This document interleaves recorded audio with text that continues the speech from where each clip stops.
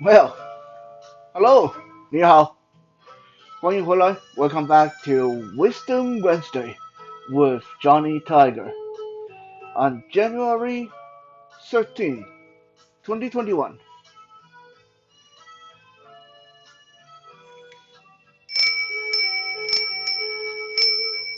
What does that mean?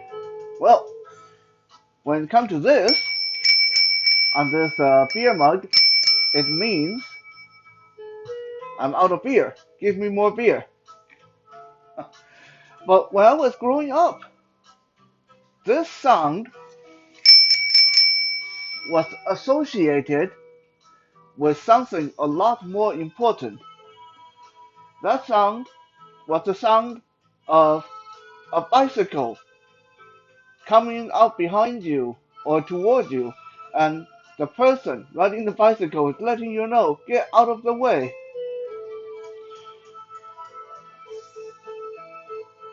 Now, bicycle kind of faded out for a while, and then now, because of environmental reason, economic reason, it's coming back in to fashion.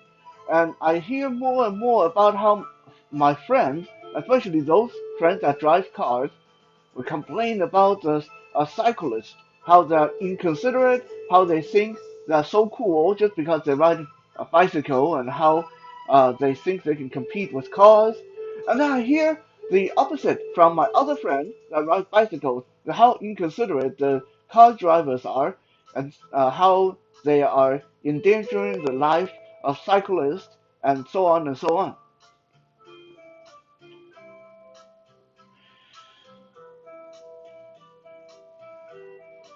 Now, a lot of you may not know this or may not remember this, but Johnny Tiger, once upon a time, was a cyclist as well.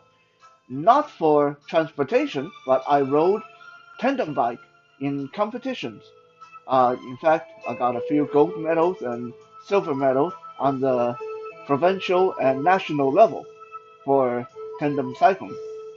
When I was in high school, in fact, me and my older brother David, we were training for the national tandem cycling competition. And if not because of some glitches or problems in our personal life that caused David to drop out of the competition the night before the event, we probably would have won that event. But those are just side notes. We are not here to talk about my past experiences with bicycle and stuff like that. We're here to talk about bicycle because bicycle has been quite a big part of Chinese culture, Taiwanese culture, and it's definitely interesting to discuss it. First of all, bicycle in Mandarin is called 脚踏车，脚踏车 Jiao, Jiao means feet. Ta, ta means to stomp on, to step, to move. Che, cher means vehicle. 脚踏车 vehicle you move with your feet. I mean, tell me if that's not an accurate description of this very utilitarian device. Some people, some part of China, people call it 自行车. That's Jeshingcher. 自行车. 自行 means do it yourself, DIY. So DIY vehicle, again, very, very accurate description for this device.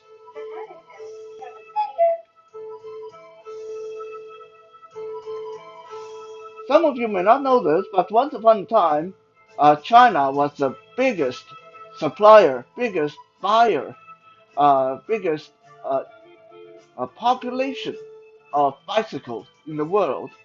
Back in the early 60s, there were already over 10 million bicycles in China.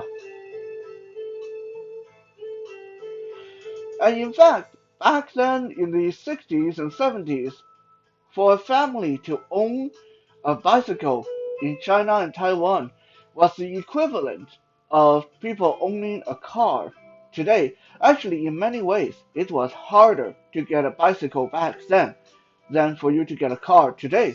Because for you to own a bicycle back then, well, first let's talk about price. In the early 60s, where the average household income was $60 US.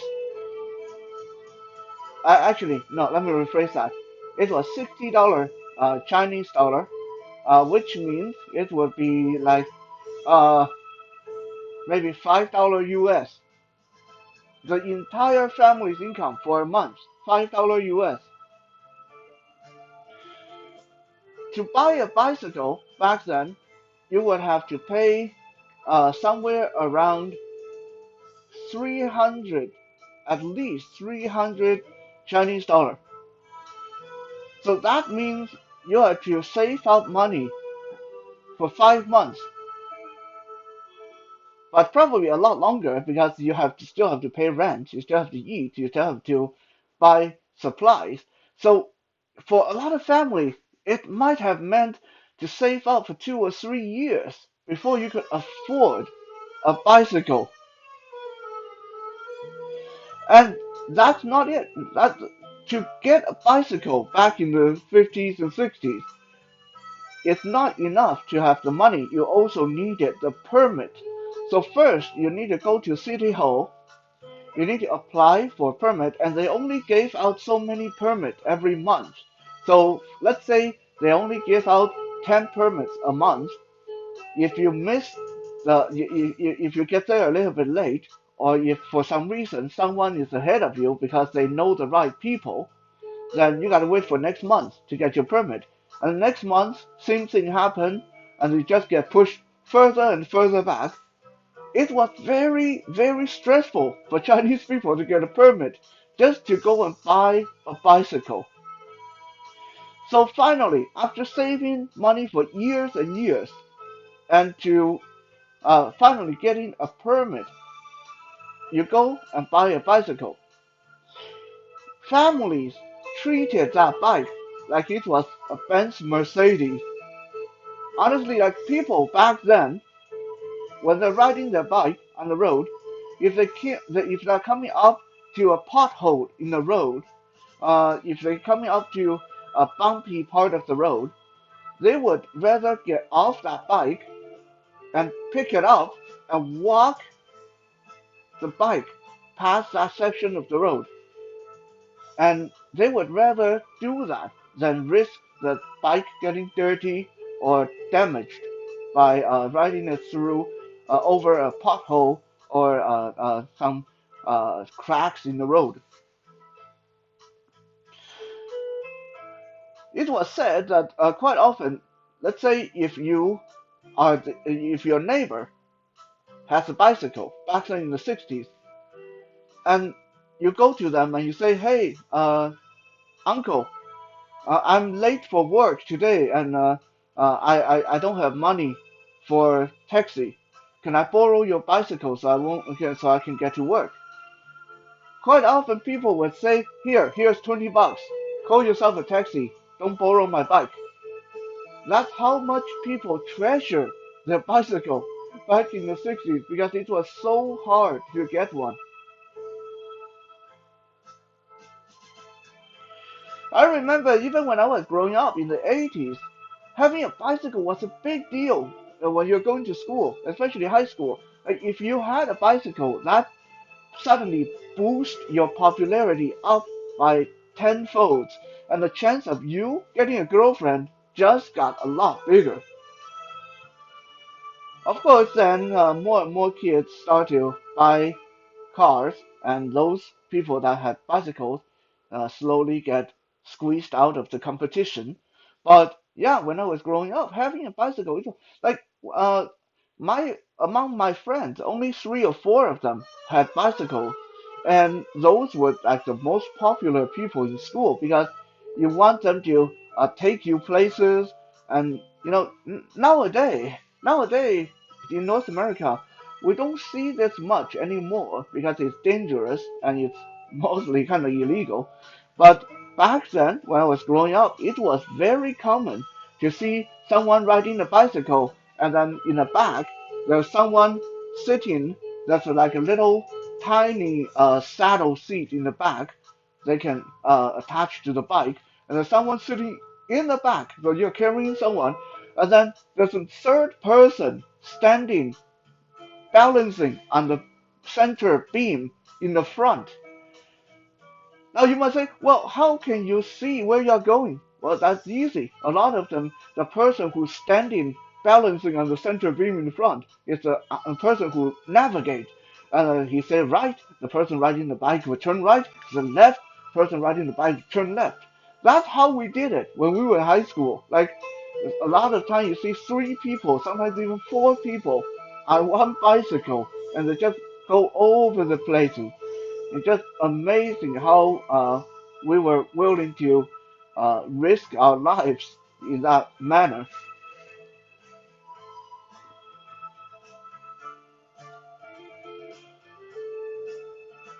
So when the bicycle first came into China, it was about 100 years ago. Well, actually more about 130 years ago now, because we're in 2020. So it was in the like 1890, 1895, somewhere around then, that the first bicycle came into China, and it was given as a plaything to the Chinese emperor at the time.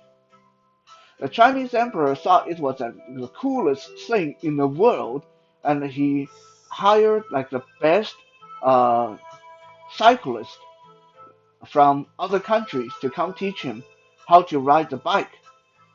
But then, the queen mom, so the emperor's mother, I guess that's called the dowager forbade the emperor from riding the bicycle because she thought it was too dangerous. You know, are you kidding me? You're the emperor. What if you fall down and break your neck? You can't do that. So bicycle sort of faded out after that for a little while until 1922, when the last emperor of Chinese Imperial received a bicycle as a wedding gift from his uncle. That's how cool, that's how fancy bicycles were to Chinese people that it was good enough to give to an emperor for his wedding gift. In fact, in 1960s, 1970s, there was a say that if you want to be considered to be good enough for a woman to marry you, you need to have at least four things. And that are the three rotation and one sound. Three rotation, one sound. You have to have the three rotation, one sound for a woman to consider you worthy.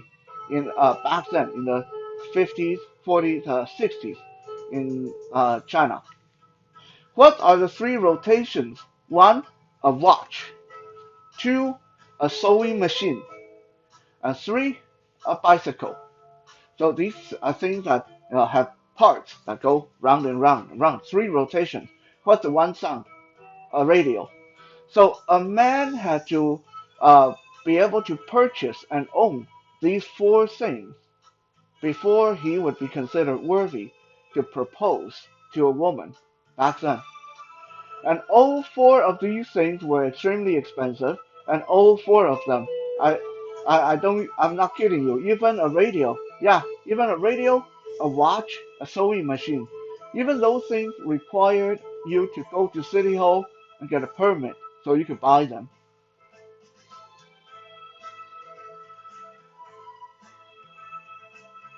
When I went back to Taiwan in 2012, I found a really amazing setup there with regarding to bicycle. Almost everywhere you go in Taiwan, outside the bank, outside the shopping center, outside the superstore, outside 7-Eleven. They have these bike rental stations set up where you can rent a bike and then you bring it back at the end of the day. So you don't have to buy your own bike. You don't have to drive a car. You just walk up to one of these rental stations. You plug in you swipe your credit card, and they will deduct. Let's say for a day's rental is $50. They will take $50 from your card, and then you ride that bike away. Yeah, the bike is yours for the day.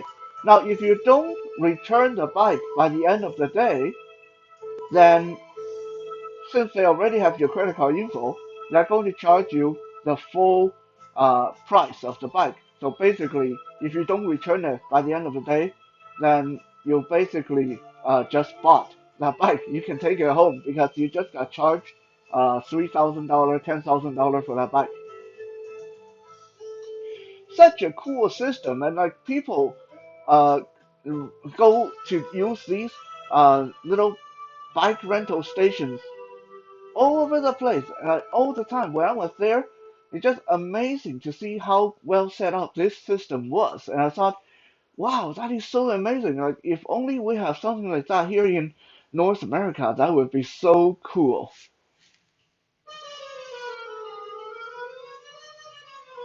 Even though I myself, being totally blind, cannot really enjoy riding the bicycle, the freedom of riding a bicycle, go anywhere I want to go. I do think the bicycles are really amazing. They connect me to a really fun part of my childhood where my sighted friend on their bicycle would take me out to get snacks and food, and we would go have fun and and go travel over the island of Taiwan. A lot of us, a lot of like teenage kids, at, it's almost like a rite of passage, have to take their bike and ride their bicycle around the entirety of the island of Taiwan. That was like the passage to being a cool guy, or a passage to manhood almost. Thank you for checking out today's Wisdom Wednesday. I don't know how much wisdom you got out of it, but I hope at least it's entertaining. And we'll be back again tomorrow for Toy Thursday. For now, have a good evening and 再见。